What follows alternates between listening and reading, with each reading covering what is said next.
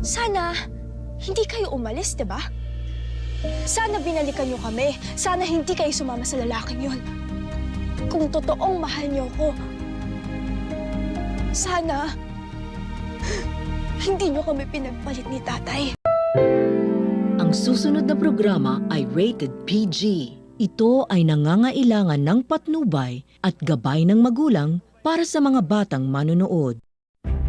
Kapakapanabik na po ang mga eksena maging ang kaganapan na ating pagkatutukan at ating nga rin naman yung pagkasubaybayan dito lang sa ating pinagkakabangan at pinagkatutukan tuwing hapon na Mami Dearest. Simula pa lang din naman kasi ito na hindi nga rin naman kasi magpapapigil itong si Jade matapos nga rin naman kasi na mapansin nga rin naman niya na nagsiselos na rin naman itong si Danilo.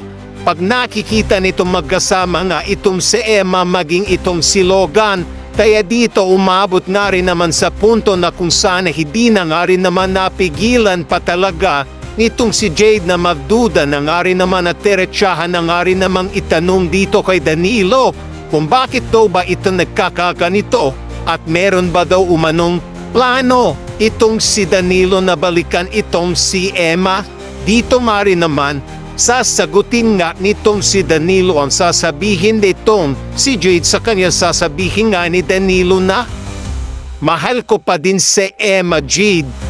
Dito nga ay hindi nga nakapagsalita itong si Jade Tila. Nagulat na rin naman sa sinagot sa kanya nitong si Danilo.